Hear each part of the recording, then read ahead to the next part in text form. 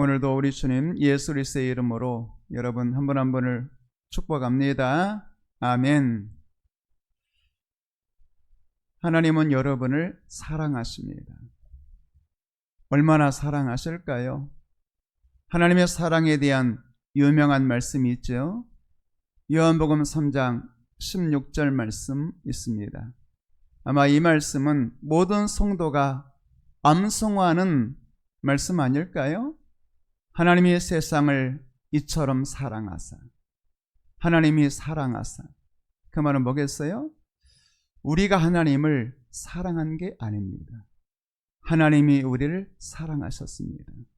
사랑의 순서를 말하는 것이죠. 우리는 날 때부터 부모가 믿는 부모 아래 살아서 나는 날 때부터 하나님을 믿었습니다. 혹은 누군가는 친구나 혹은 가족의 전도에서 나는 하나님을 믿기로 결심했습니다.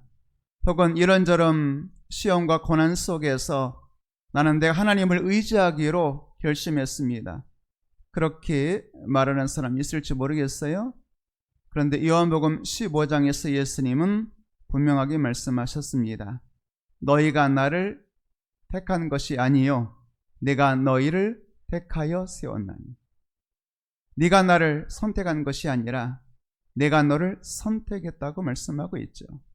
성경에 보게 되면 하나님이 나를 얼마나 사랑하시는지 창세 전에 나를 택하기로 작정하셨다, 예정하셨다 이렇게 말씀하고 있습니다. 창세 전에 이 세상이 만들어지기도 전에 혹은 내가 엄마 뱃속에서 이 땅에 나오기도 전에 우리는 알 수 없어요. 하나님의 그 어마어마한 경륜과 섭리를 알 수 없어요. 그런데 성경은 창세전에 우리를 택하셨다고 말씀하고 있는 것이죠.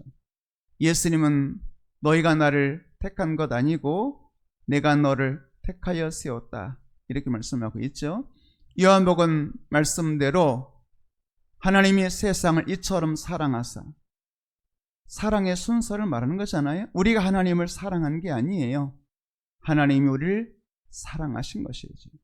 요한일서 3장에서도 하나님이 우리를 사랑하셨기 때문에 이로써 우리가 사랑을 알고 이렇게 말씀하고 있습니다. 하나님이 나를 사랑하셨기 때문에 사랑받은 나는 하나님이 나를 사랑하시는구나 깨닫게 되고 그 사랑에 감동되면서 우리도 나를 사랑하신 그 하나님 사랑해야 되겠다. 그 하나님을 믿어야 되겠다. 이렇게 결심하는 것 아니겠습니까? 하나님이 세상을 이처럼 사랑하사 순서의 문제라고 한다면 그 다음 말씀 어떻게 진행되죠? 하나님을 사랑하셔서 독생자를 주셨으니 이렇게 말씀하죠. 주셨으니. 어떤 사람은 그렇게 말하는 사람이 있어요. 예수 믿으세요. 전도하면 예수 믿으면 시간 많이 뺏겨요.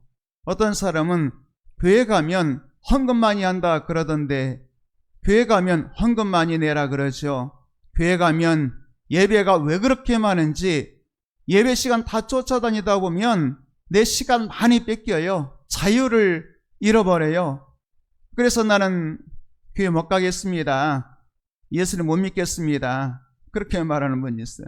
그러니까 어떤 사람은 교회 가면은 시간 내게 다오. 하나님이 너의 시간을 내게 다오. 너 예배 드려야 된다. 또 교회 가면 헌금 많이 내세요. 교회 가면 헌금 많이 내라고 하기 때문에 나는 교회 못 가겠습니다. 그런 분이 있어요. 그러니까 전도하면 하나님 믿는 것은 내 시간을 빼앗기고 혹은 내 자유를 빼앗기고 내 물질을 빼앗기는 것으로 생각하기 쉽습니다. 그래서 하나님 못 믿겠다는 사람들도 있어요. 그런데 요한복음 3장 16절 말씀 보니까 하나님의 사랑은 달라고 하는 사랑이 아니에요. 하나님의 사랑은 독생자를 주셨으니 하나님의 사랑은 주시는 사랑인 거 믿으시기를 축복합니다. 하나님은 주시는 분이에요. 심지어 뭐까지 주신다고요? 하나님의 외아들, 하나님의 독생자, 하나님의 사랑하는 그 아들까지도 우리에게 주셨어요. 그냥 주신 게 아니잖아요. 십자가에 내어 주셨어요. 그 아들을 십자가에 못 박히게 하고 피 흘리게 하고 죽게 하심으로 우리를 구원해 주셨어요. 다시 한번 요한복음 3장 10절 말씀을 한번 생각해 볼까요? 하나님이 우리를 먼저 사랑하셨어요. 우리가 하나님을 사랑한 게 아니야. 하나님이 나를 사랑해 주셨어요. 하나님의 사랑은 나에게 달라고 하시는 분이 아니야. 내 것을 빼앗아 가시는 분이 아니야. 하나님은 주시는 분이라고 말씀하고 있어요. 우리에게 복 주시기를 기뻐하시죠. 히브리서 11장에 있는 말씀처럼 우리에게 상 주시기를 기뻐하시죠. 하나님은 심지어 복이나 상 정도가 아니라 독생자를 주셨으니 독생자까지 주시는, 가장 소중한 것까지 주시는 하나님이신 것 믿으시기를 축복합니다. 또 하나 생각해 볼까요? 그 예수님 우리에게 주신 목적이 뭐겠어요? 멸망하지 않고 영생을 얻게 하려 하십니다. 영생, 예수님 믿으면 우리가 영생을 받죠? 구원받습니다. 혹은 천국 백성 되는 것이죠. 저는 그렇게 생각합니다. 영생을 주셨다라고 말할 때, 영생할 때 그 영이라는 말은 영원하다는 뜻이잖아요. 그러니까 하나님이 예수님을 십자가에 되어주시고 우리에게 영생 주셨다는 말은 영원한 생명이라는 뜻인데, 영원한 생명을 내가 지켜야 된다면, 여러분 영원한 생명 내가 지킬 수 있겠어요? 지킬 수 없다는 거 여러분 아시죠? 내 마음 나도 모르는데 어떻게 내 자신을 지킬 수가 있겠어요? 그런데 영원한 생명 주셨다의 의미가 뭐냐면, 저는 생각할 때 영원한 사랑을 말씀하는 것입니다. 영원히 사랑하세요. 영원히 지켜주세요. 같은 말이 되겠어요. 그러니까 잠깐 사랑했다가 우리가 마음에 들지 않으면, 우리가 죄를 지으면 나는 너를 더 이상 사랑할 수 없다, 나는 너를 포기하겠다, 그런 하나님이 아니에요. 하나님은 영원히 변치 않는 하나님이시죠. 그러니까 하나님은 여러분을 한번 사랑하시기로 작정하시면 영원히 사랑하시는 하나님이신 거 믿으실 축복합니다. 히브리서 말씀 있는 것처럼 예수 그리스도는 어제나 오늘이나 영원토록 동일하시니라. 우리의 사랑은 변해요. 하나님을 향한 우리의 사랑은, 우리가 은혜 받으면, 예를 들면 주일날 은혜 받으면 주여 원하신다면 이 생명 불 속에라도 그렇게 결단할 때가 있잖아요. 그런데 그렇게 결단하고 집에 가다가 아내와 싸우고 혹은 험한 세상 일을 오래를 만나게 되면, 주여 내가 언제 주님 사랑한다고 그랬습니까? 부터 시작해서 우리의 사랑은 변질되는 것 아니겠어요? 우리의 감정도 변질되고 우리의 사랑도 변해요. 아니, 어제 오늘 다르는 것이 아니라 아침 다르고 저녁 다르죠. 그런데 우리를 향하신 하나님의 사랑은, 예수 그리스도의 사랑은 어제 오늘 영원토록 동일하신 거 믿으시기를 축복합니다. 왜냐하면 사실은 더 내려갈 데도 없어요. 더 밑바닥도 없어요. 로마서 5장에 보게 되면 우리가 아직 죄인 되었을 때 그리스도께서 우리를 사랑하심으로 우리를 향한 하나님의 자기 사랑을 확정하셨다, 이렇게 말씀하고 있어요. 그 앞뒤에 말씀 보게 되면 우리가 원수 되었을 때, 우리가 하나님의 원수였어요. 우리가 아직 죄인이에요. 그럼에도 불구하고 죄인인 것을 모르고 우리를 사랑하신 게 아니에요. 죄인인 것을 아셨지만, 하나님의 원수였지만 하나님이 일방적으로 자기 주권과 사랑으로 우리를 사랑해 주셨어요. 그러니까 처음 우리를 사랑하실 때 우리가 의로워서 우리가 선택할 만한 선한 사람이어서 선택한 게 아니에요. 우리가 죄인이지만, 아니 하나님의 원수였지만 하나님이 자기의 사랑으로 우리를 사랑해 주시고 선택해 주셨어요. 그러니까 우리가 조금 허물이 있고 우리가 조금 죄가 있다 할지라도 하나님께서 우리를 실망하시는 법이 없어요. 우리가 좀 부족하면 하나님이, 내가 너 그럴 줄 몰랐다, 너 그래도 괜찮은 사람인 줄 알고 내가 너를 선택했는데 너 어쩌면 그렇게 나를 실망시키느냐, 네 수준이 그거밖에 안 되느냐, 너 실망했다, 나는 너를 더 이상 사랑할 수가 없어, 나는 너를 포기하겠어, 나는 너를 버리겠어, 이러시는 법이 없는 거예요. 왜냐하면 본래 우리는 죄인이었고 본래 우리는 하나님의 원수였어요. 그런데도 하나님이 사랑해 주셨죠. 택해 주셨죠. 구원해 주셨습니다. 여러분, 하나님의 사랑은 어떤 사랑이라고요? 하나님의 사랑은 우리를 먼저 사랑해 주시는 사랑. 하나님의 사랑은 주시는 사랑, 독생자까지 주시는 사랑. 하나님의 사랑은 영생이니까 영원히 변치 않는 사랑, 영원히 지켜주시는 사랑. 여러분, 그런 사랑인 것 믿으시기를 축복합니다. 그러면 하나님이 우리를 얼마나 사랑하시는지 지난 시간에 눈동자라는 단어를 사용해서 설교한 적이 있습니다. 눈동자. 하나님이 우리를 자기의 눈동자처럼 사랑하십니다. 여러분, 사람의 신체 중에 가장 소중한 신체가 있다면 무엇일까요?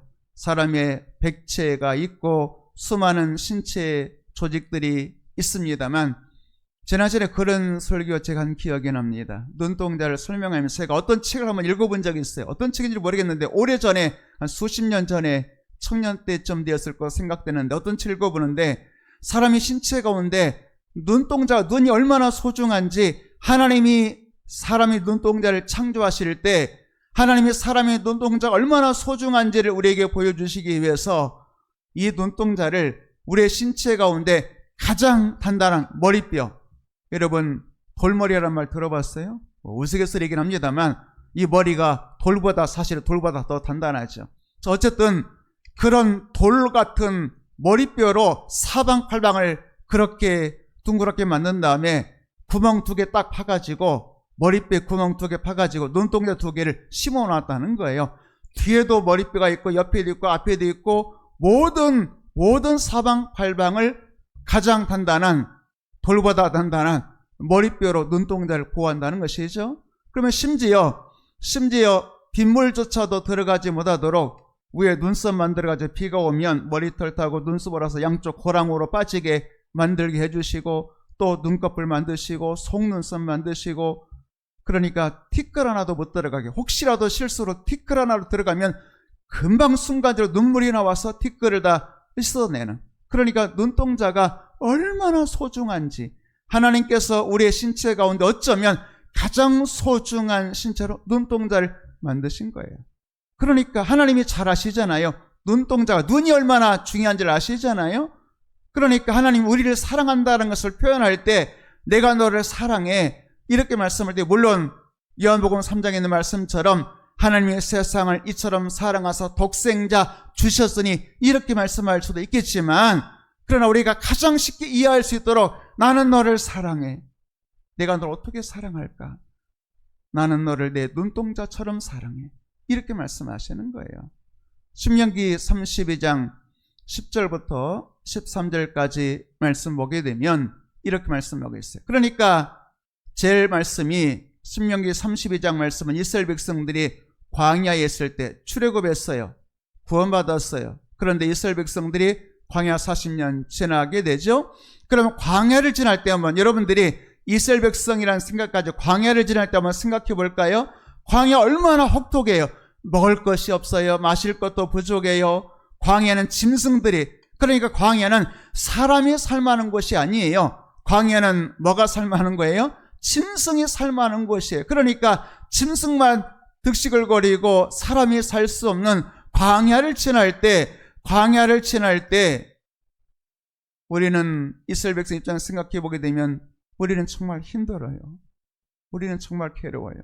하나님이 우리를 구원해 주셨잖아요. 애굽에서 출애굽 구원해 주셨잖아요. 그러면 구원해 주셨으면 우리의 인생을 좀 평탄한 길로 좀 인도해 주셔야 되는 것 아니에요. 하나님이 우리를 사랑하신다면 왜 이렇게 짐승만 부르짖는 왜 이렇게 먹을 것도 없고 마실 것도 없는 낮에는 뜨겁고 밤에는 추운 광야로 나를 인도하셨나요? 그럴 때 있잖아요. 왜 나만 겪는 고난인가요? 이런 원망스러울 때가 있잖아요. 그러니까 여러분 아시죠? 광야는 그냥 광야 40년이 있는 게 아니에요. 물론 12 정탐꾼 가운데 10명의 정탐꾼의 잘못된 복으로 이스라엘 백성들이 하나님 원망이 있기 때문에 광야 40년을 지낸 것도 사실이긴 합니다만 여러분 더 중요한 것이 뭐냐면 이스라엘 백성들이 애굽에서 나왔어요. 적과 꿀이는 가나안 땅으로 가야 되죠. 그런데 문제는 뭐냐면 적과 꿀이는 가나안 땅에 들어가는 것도 중요하지만 하나님이 주신 가나안 땅에서 살만한 자격 있는 백성으로 변화되어야 되는 것 아니겠어요? 그런 말씀을 제가 새벽에 드린 적이 있어요. 복을 받는 것도 중요하지만 받은 복을 잘 누리며 살아야 되잖아요. 그럼 복 받을 만한 자격이 있어야 돼. 자격 없는 자에게 복을 주시면 그 복을 가볍게 여기고 복 주신 하나님은 잊어버리고 하나님의 주신 복에 취해 살면서 죄악 가운데 살면 결국 주신 복을 빼앗기는 거예요. 그러니까 복을 받는 것도 중요하겠지만 받은 복을 잘 감당할 수 있는 준비된 자격 있는 성도 되는 것이 더 중요한 것 아니겠어요? 가나안 땅에 들어가는 것도 중요하겠지만 가나안 땅에 들어가서 하나님의 뜻대로 살아 믿음으로 가나안 땅의 복을 영원히 누리는 것이 더 중요하지 않겠어요? 그래서 때로 고통스러운 혹은 짐승이 울부짖는 길 없는 그 광야에서 하나님이 이스라엘 백성들을 연단하시고 훈련하시는 겁니다. 사실 사도행전에 보게 되면 광야를 광야교회라는 단어를 사용했어요. 스데반이 설교할 때 이스라엘 백성들이 광야 지날 때 우리가 생각할 때 광야하면 거친 광야, 고통스러운 광야 그러지만 성경은 광야는 교회였다고 말씀하고 있어요. 광야교회란 말이 뭐겠어요? 하나님이 함께 하시는 곳이라는 뜻이죠. 그래서 어떤 사람은 광야교회라고 하는 사도행전의 말씀을 광야학교라는 말로 바꿔서 이야기하기도 해요. 광야학교예요. 학교는 뭐겠어요?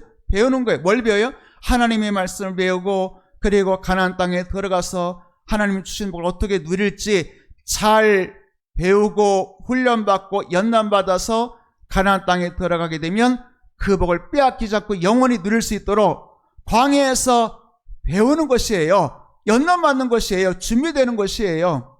여러분, 그러니 여러분의 인생에 고난이 있다면, 광야 같은 아픔이 있다면 그것은 하나님이 지금 학교에 입학시키신 거예요. 연단하시려고, 가르치시려고, 하나님의 사람답게 만드시려는 광야 학교에 입학하셨다는 것 믿으시길 바랍니다. 혹은 스데반의 설교처럼 광야교회, 교회는 뭐 하는 것이죠? 하나님의 말씀을 배우고 하나님을 만나는 것이잖아요. 그러니까 여러분들이 고난의 자리에 있다면, 광야 같은 세상길에 여러분이 들어섰다면 나는 지금 광야교회, 교회는 아버지의 집이잖아요. 광야 아버지 집에 들어왔다는 거 믿으시길 바랍니다. 그러니까 그렇게 원망하고 그렇게 낙심하고 불평하고 왜 나는 이렇게 힘들죠? 왜 나만 이렇게 고난을 겪죠? 이런 이스라엘 백성들에게 하나님 뭐라고 말씀하셨냐면 여호와께서 그를 황무지에서 짐승이 부르짖는 광야에서 광야는 내가 너를 만나주는 것이다. 광야에서 만나시고 이렇게 말씀하고 있어요. 여러분 광야는 하나님이 찾아오시는 것, 하나님이 만나주시는 은혜의 자리인 것 믿으시기를 축복합니다. 우리는 복 받았을 때 형통할 때만 하나님이 날 만나주시는 것으로 생각하지만 하나님은 아니 오히려 사람 소리 하나 들리지 않고 내가 힘들고 외롭고 고통스러울 때는 고독하잖아요. 사람들도 떠나고 친구도 떠나고 심지어 가장 가까운 가족마저도 나를 멀리하고 외면할 때 나 홀로 고통스러운 광야에 있을 때는 하나님이 사람을 다 멀리하게 하시고 내가 홀로 있을 때에 하나님이 나를 만나주시는 것이라고 말씀하고 있는 것입니다. 성경에 보면 하나님이 아브라함을 언제 만나주셨느냐? 혼자 있을 때. 야곱이 야복나루에서 언제 하나님이 찾아오셔서 야곱과 씨름하셨느냐? 혼자 있을 때. 짐승떼가 많고 가족이 뭐가 자식이 뭐 11명이나 있고 그럴 때가 아니라 다 떠나보내고 야곱이 에서 문제 앞에서 인생 문제 앞에서 홀로 두려워 떨고 있을 때 혼자 있을 때였잖아요. 그때 하나님께서 야곱 찾아오시죠. 하나님과 씨름하시고 그래서 야곱 사기꾼 넘어뜨리는 자 야곱을 이스라엘 하나님과 겨루어 이긴 자로 변화시켜 주시는 것입니다. 그리고 여러분 혼자 있을 때 외로울 때 광야에 있을 때 괴로울 때 누가 내 마음 알아주랴? 누가 내 마음 알아주랴? 누가 나와 함께 있을까? 나 외로워요. 내 가족도 내 자식도 멀리 있고 힘들어 외로워 괴로워. 여러분 그럴 때는 광야는 내가 지금 광야에 있다 그런다면 이 광야는 하나님이 여러분 찾아오시고 만나주시려는 하나님의 은혜 자리인 것 깨달으시기를 축복합니다.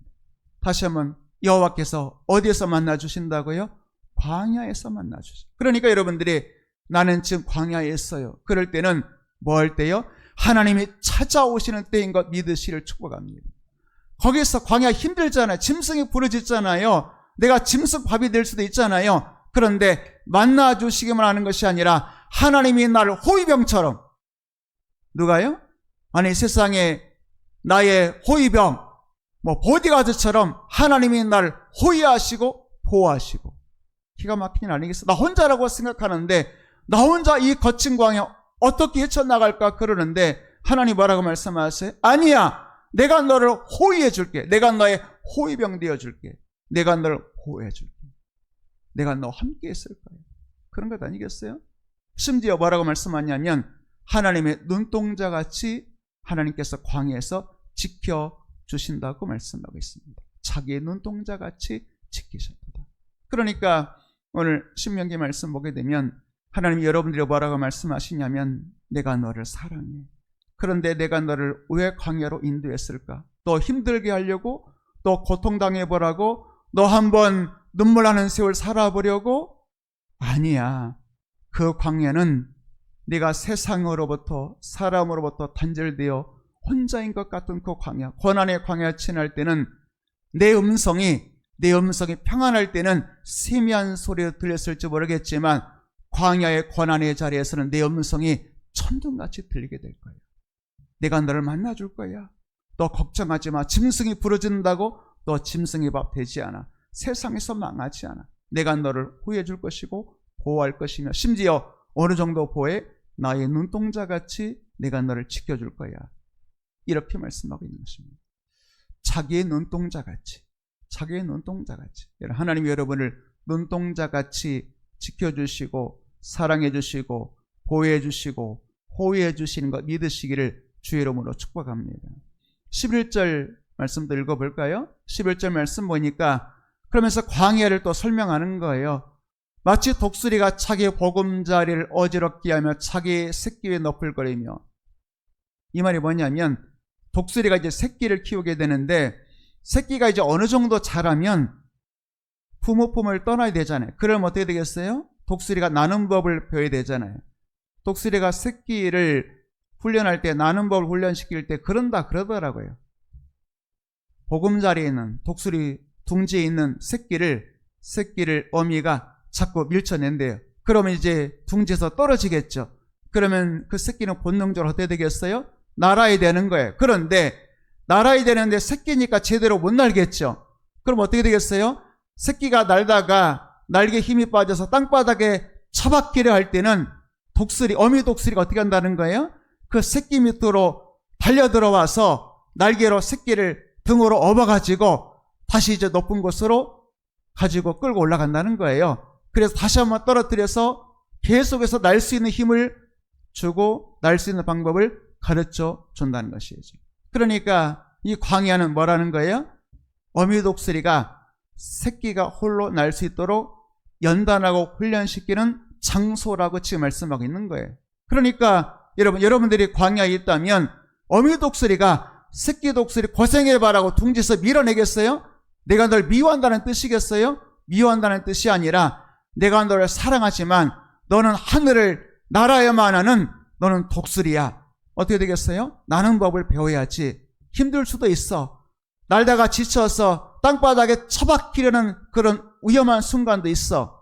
그러나 두려워하지 마. 땅에 처박히기 전에 내가 날개로 너를 업어서 너를 반드시 안전한 곳으로 이끌어갈 거야. 그런 의미 아니겠어요? 자기 새끼 위에 너풀거리며 날개를 펴서 새끼를 받으며 그의 날개 위에 그것을 업는 것 같이 하나님이 내가 너를 업어준다고 말씀하고 있는 것입니다. 그러니까 여러분들이 때로 광야를 지날 때 혹은 새끼 독수리가 날개를 퍼덕이면서 날지만 날 수 없어서 고통스러울 때 그때 혼자가 아니에요. 항상 누가 지켜보고 있어요? 어미 독수리처럼 하나님이 지켜보고 계셔요. 그리고 여러분들이 땅바닥에 처박히지 않도록 영원히 실패하지 않도록 때가 되면 반드시 독수리 날개로 새끼를 업어가는 어미 독수리처럼 여러분을 그렇게 인도하신다고 말씀하고 있는 것입니다. 12절까지 말씀 보도록 할까요? 12절 말씀 보니까 여호와께서 홀로 그를 인도하셨고 다른 신이 없어. 오직 여호와 하나님 한 분밖에 없어요. 13절 넘어가 보겠습니다. 13절 한번 읽어볼까요? 시작. 멈춰볼까요? 땅의 높은 곳이란 의미가 뭐냐면 광야는 자기 눈동자처럼 지켜주시고 보호, 호위하시는 곳, 짐승이 울부짖는 곳이긴 하지만 또 독수리 새끼가 그렇게 힘들게 날개짓하는 연습하는 곳이긴 하지만 그러나 광야가 끝나면 독수리로 말한다면 날개짓 땅에 처박힐 만한 날개짓을 여러 번 하다 보면 어느 순간 다시는 이제 땅에 처박히지 않는 하늘쪽 꼭대기로 천국으로 날아가는 그런 힘 있는 독수리가 되는 것처럼 광야가 영원하지 않아요. 이스라엘 백성들이 광야 물론 학교이기도 하고 광야 교회이기도 했습니다만 광야가 영원하지 않아요. 때가 되면 광야가 끝나는 날이 오죠. 그리고 요단강 건너면 약속하신 젖과 꿀이 흐르는 가나안 땅에 들어가게 되는 것입니다. 여러분, 고난의 시간은 영원하지 않다는 거 믿으시길 바랍니다. 내가 왜 이렇게 힘들어? 나는 이대로 살다가 내 인생 끝날 것 같아. 나는 망한 인생이야. 아니에요. 광야는 끝나는 날이 있어요. 고난은 끝나는 날이 있어요. 연단이 끝나면 여러분 반드시 순금 같은 믿음의 사람으로 변화될 줄로 믿으시기를 바랍니다. 그럼 어떻게 됐어요? 땅의 높은 곳은 가나안 땅을 상징하는 것입니다. 광야가 끝나면 가나안 땅에 들어가게 돼요. 그러면 반석에서 무엇을 얻게 돼요? 반석에서 꿀 얻게 돼요. 여러분, 광야에서는 반석에서 하나님 뭘 주셨죠? 물 주셨잖아요. 그런데 약속의 땅, 연단이 끝나고 가나안 땅에 들어가게 되면 반석에서 물이 아니라 꿀을 주신다고 말씀하고 있어요. 그 말을 보겠어요? 광야에서 물도 소중하지만 가나안 땅에서는 반석에서 물보다 더 귀한 꿀을 주신다고 말씀하고 있어요. 그 다음에 기름은 감람유를 말씀하는 것이긴 합니다만 어쨌든 하나님께서 물보다 소중한 꿀을 주신다고 말씀하고 있어요. 여러분, 오늘은 여러분들에게 물 주실지 모르지만 내일 여러분들에게 반드시 꿀 주시는 은혜가 있게 될 줄로 믿습니다. 그럼 오늘 광야에 있다면 영원하지 않아. 고난이 있다면 반드시 끝나는 날이 있어. 그리고 여러분들에게 반드시 물을 뛰어넘어서 꿀을 주시고 기름, 감람유, 가장 소중한 기름 주시는 하나님의 은혜의 날이 있습니다. 그것을 믿으시기를 주의 이름으로 축복합니다. 자, 신명기에서 모세는 이스라엘 백성들에게 하나님이 너를 사랑해. 어느 정도 사랑한다고요? 자기의 눈동자같이 너를 사랑하고 지켜줘. 이 말씀을 다윗이 몰랐을까요? 다윗이 알았죠. 그러니까 다윗은 자신의 신앙을 고백할 때 이렇게 고백하죠. 시편 17편은 다윗의 시입니다. 8절 말씀 보게 되면 다윗이 이렇게 하나님에 대해서 고백하죠. 하나님은 나를 눈동자같이 지켜주시고, 또 조금 전에 독수리 이야기 냈잖아요. 주의 날개 그늘 아래에 나를 감춰주십니다. 그러니까 하나님은 나를 어떻게 지켜주신다고요? 다윗의 고백. 다윗인들 고난이 없었겠어요? 여러분, 다윗의 인생은 언제나 꽃길만 걸었겠어요? 그게 아니잖아요. 다윗도 사울왕 때문에 혹은 압살롬 때문에 수많은 고난이 있었잖아요.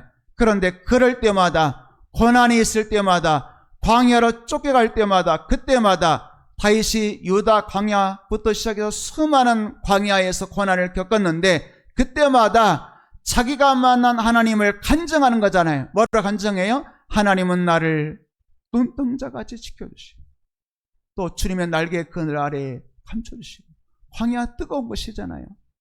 여러분, 뜨거운 거 한번 상상해봐. 다윗이 이제 아마 광야에서 오래 살았으니까 다윗이 광야에서 그런 장면 목격했는지 모르겠어요. 이런 것 아니겠어요? 한낮에 뜨거운 햇빛이 막 쨍쨍 내리쬐죠. 그러면 예를 들면 새끼 독수리는 뜨거운 햇빛을 견디지 못해. 힘들어, 막 지쳐, 목말라 쓰러져가.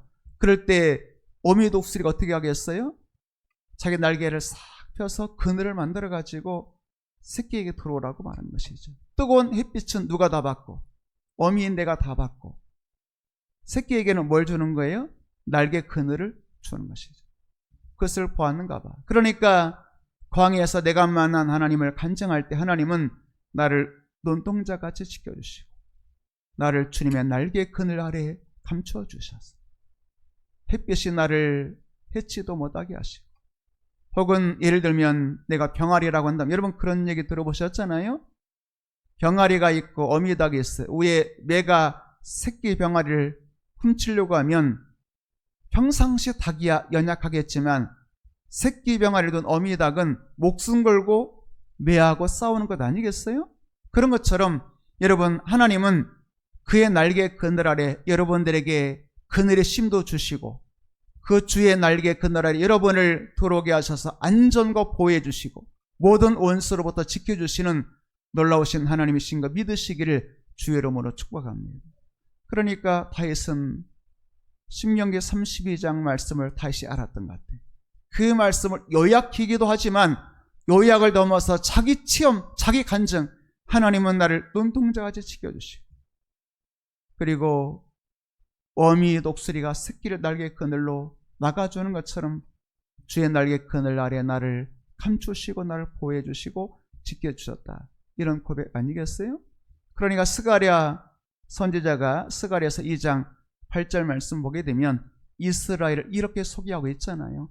만약에 너는 하나님의 눈동자이니까 이스라엘, 너를 범하는 자는, 이스라엘 해치는 자는 하나님의 눈동자를 범하는 것이라. 여러분, 누가 내 눈 찌르려고 하면 가만히 있겠어요? 누가 내 눈 찌르려고 한다면 반드시 그 사람을 물리치지 않겠어요? 사람도 자기 눈동자 소중한 것을 알고 자기 눈동자를 지키는데, 하나님의 눈동자를 찌르면 하나님의 눈동자가 있겠어요? 그러나 우리에게 이제 설명해 주기 위해서 뒤에서 말하는 것 아니겠어요? 하나님의 눈동자 찌르는 사람 살아남을 수 있겠어요? 그러니까 이스라엘 해치는 자, 범하는 자는 하나님의 눈동자를 해치고 범하는 것이다. 그 말은 뭐겠어요? 하나님이 이스라엘을, 하나님의 성도를, 하나님의 교회를 그렇게 사랑하신다고 말씀하고 있는 것입니다. 그렇게 보호해 주시고 지켜주신다고 말씀하고 있는 것이죠. 여러분, 오늘 시간 내가 누구예요? 여러분, 하나님의 세상을 이처럼 사랑하세요.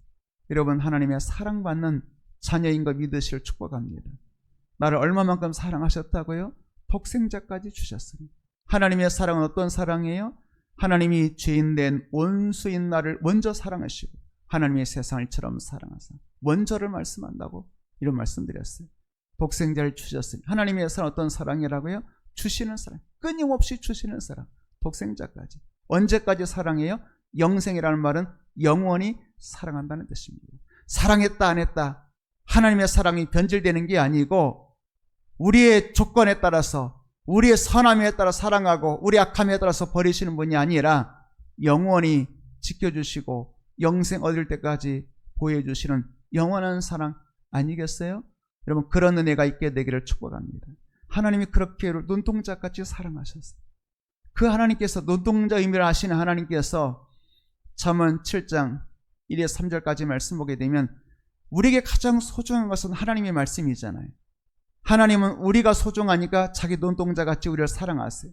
우리에게는 하나님의 말씀이 생명같이 사랑해야 되는 대상이잖아요. 그러니까 2절 말씀 먼저 볼까요? 하나님은 우리로 하여금 하나님의 말씀을 얼마나 소중하게 여겨야 되는지 이렇게 말씀하고 있습니다. 나의 법을 너의 눈동자처럼 지켜라.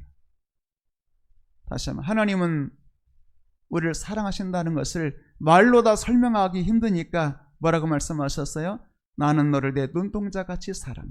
그랬다면 하나님은 여러분들에게 너의 가장 소중한 게 뭐냐? 사람에게는 눈동자가 제일 소중해. 그래서 나는 너를 사랑하고 너를 지켜준다는 것을 하나님의 눈동자로 비해서 내가 너를 눈동자처럼 사랑해라고 말씀했다면 너에게 가장 소중한 건 뭐야? 내 몸에 눈동자가 가장 소중한 것처럼 너는 하나님의 말씀을 눈동자같이 사랑하고 지키고 순종해야 돼. 이렇게 말씀합니다. 1절부터 한번 3절까지 말씀 보도록 할까요? 내 아들아, 물론 솔로몬이 그의 아들에게 한 말일 수도 있겠지만 하나님께서 여러분들을 내 자녀야, 내 아들아, 내 딸아 말씀하시면서 내 말씀을 지키고 내 계명, 내 말씀을 간직해야 돼. 간직, 가장 소중한, 예를 들면 갓 결혼한 신랑 신부라면 결혼 반지 소중하게 간직해야 되는 것처럼 내 말을 지키고 내 계명 간직해. 2절 볼까요? 2절, 내 계명을 지켜 살며 내 법을 너희 눈동자가처럼 지켜. 3절까지 말씀 못 들어갈까요? 이것은 말씀이잖아요. 말씀을 내 손가락에 매며 이것을 내 마음판에 새겨라. 하나님 말씀에 대한 이야기입니다. 자, 여러분, 오늘 말씀을 통해서 이 시간 여러분 하나님의 말씀을 여러분의 눈동자같이 사랑하는 여러분 되기를 축복합니다. 하나님이 나를 눈동자같이 사랑하신다면 여러분도 하나님의 말씀을 눈동자같이 사랑해야 되겠습니다.